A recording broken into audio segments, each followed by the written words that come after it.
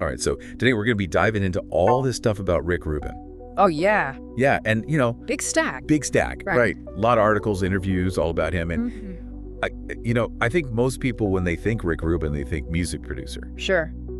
But this is going way deeper than that. Absolutely. This is about how a guy who, by his own admission, can't play an instrument, became this, iconic figure behind Johnny Cash and Jay-Z. Yeah. It's amazing, the range, right? It's crazy, Adele. From country to hip-hop. It's a wild range. To, pop superstars. With so many more. Yeah, and I think it's that range that really kind of makes his career so fascinating because it really flips the script on how we think about creativity and influence. Yeah. We think we need to be these masters of our craft to have that kind of impact. Right. But he's showing us that it's not necessarily about technical mastery. It's about something else. It's about something much more intangible. Exactly. And that's what we keep seeing pop up in all of this. Yes. This idea of connoisseurship, or like one of the articles put it, the power of taste.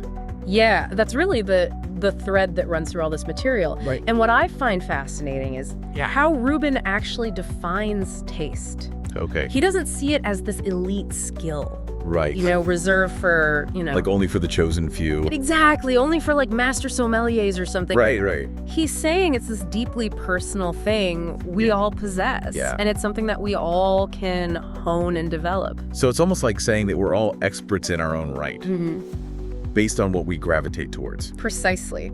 It's about recognizing that your individual preferences, your inclinations, actually hold value. They're not just random. Right. They're a reflection of your unique taste. So even if I love a certain TV show that everyone else thinks is boring, or, I connect with a piece of art that other people just don't get, that's still valid. Absolutely. That's still my taste. Even if it's different. Yeah. And this is where I think Rubin gets really interesting. Okay. He talks about this tension between trusting your taste and then all the external pressures to conform. Okay, so how does he navigate that? Well, especially in the music industry. In the music industry. Where there are trends. Yeah, trends are constantly. Things are changing. Yeah. What's hot one day is not the next. Exactly, and he tells this great anecdote about the Vox wah-wah pedal. Okay, the wah-wah pedal. Yeah, so, it's this guitar effect that makes it kind of go wah-wah. Okay, I can hear that in my head. Right, exactly. Yeah. So initially he rejected it. Oh, really? He thought it was this gimmick, to make the guitar sound like a trombone. Oh, wow. And years later, he realizes that this same pedal was crucial to Jimi Hendrix's iconic sound. Oh, so he missed out. Kind of a big oops moment. Yeah, big time. Right. But I think that experience really solidified his belief in trusting his gut, even when it goes against the grain. So you're saying it's not about being right or wrong. Exactly. It's about having that conviction. It's about that inner compass, that sense of what feels right to you. Okay, so he had this realization. Did it actually change his approach, though? Absolutely. I think it made him more willing to embrace the unexpected, to trust those initial instincts, even when they might seem a little off. Okay. And it's not about imposing his taste on artists. Right. It's about using his taste to guide them. To help them unearth their own unique sound. Yeah. It's about facilitating. Right, so less dictation, more about facilitating. Exactly. Okay. It's about creating that space where artists can really explore and experiment. And one of the best examples of that is his work with Neil Young. Yeah. On the album World Record. Absolutely. I mean, the first week of recording was apparently pure chaos. Pure chaos. Really? Yeah, Neil Young was experimenting with this new songwriting method. Chaos with Neil Young. Yeah, I know, right? That's hard to even picture. So he would just whistle melodies while hiking. What? Yeah. And then he would come to the studio and try to build songs around them. Wow. So it was very unconventional. That's an understatement, I think. Right. Yeah, so I'm guessing this led to some very unconventional sounds. Unconventional sounds to the point where everyone was worried. Oh, no. Including Rubin. Oh, wow. So even Rubin was like, oh. Yeah, they were worried they wouldn't be able to salvage anything. So they thought they were going to have to scrap the whole thing. It was looking pretty bleak. Oh my gosh. And then what happened? But then something amazing happened. Okay, don't tell me they found magic in the madness. They did. No way. They revisited those chaotic recordings and they discovered these hidden gems beneath all those surface level imperfections. So they were there all along? They were there, and that's where Rubin's taste shines. Okay, so he was able to see past. Yeah, he could see past. Initial mess. The noise. Yeah. And find the diamond in the rough. Wow. He helped shape that raw material into something truly special. So it wasn't about him coming in and saying, no, Neil, you got to do it this way. Not at all. This is how it should be. It was about helping Neil Young bring his own vision to life. Okay, so amidst all that chaos, Rubin's taste helped bring... Yeah, it helps bring clarity. Structure. Yeah. It's about having that ability to discern quality. Even when it's hidden. And you're saying that's a skill we can all cultivate? Absolutely. It's not some magical gift. It's something we can develop through practice and attention. And speaking of projects... Yes. I know he's currently working with The Strokes. Oh, yeah. In Costa Rica. That's right. On a new album. I mean, that piqued my interest, too. Yeah, that's super interesting. How do you think his approach will influence their sound? It's going to be fascinating to see how that unfolds. You know, because this is a great example of how this whole concept of taste, it's a living, breathing thing. It evolves. Right. It's not static. Exactly. It's interesting, though, because, you know, his work can be so polarizing. Oh, absolutely. You know, some people rave about him, and other people think he's overrated. You can see that even in the reviews of his book. Yeah, right. Some call it brilliant, others think it's meandering and lacks substance. But isn't that kind of the point? Yeah. I mean, he even says himself that impactful work often divides people. Just like certain musical artists.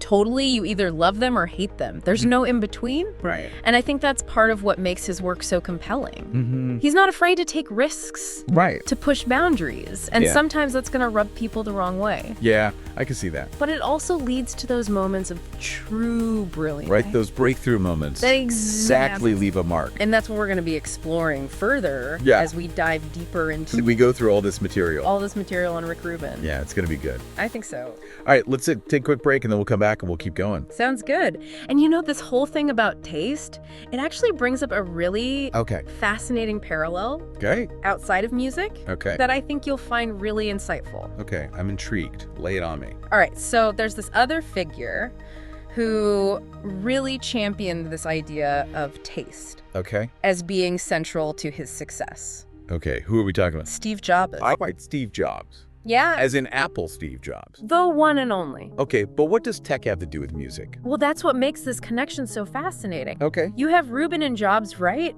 Working in completely different fields. Right. Totally different worlds. But they both saw taste. Okay. Not just as a preference, but as like a driving force behind their work. Okay, I'm listening. How did their approaches actually align? Well, for one thing, they were both incredibly stubborn. Stubborn. Really? Oh, yeah, about their convictions. Okay, so they believed in their own taste. They believed in it. And weren't afraid to go up a bit back a little. Even when faced with a lot of pushback. Kind of like Rubin with the wah-wah pedal. Exactly. And think about Jobs, you know, with Apple's design philosophy. Yeah, right. He was notorious for being very particular about every little detail. And he famously said... What'd he say? I just get to be really stubborn about making things as good as we all know they can be. Huh. That's conviction. Right. Yeah. That's definitely conviction. Like, he knew what he wanted.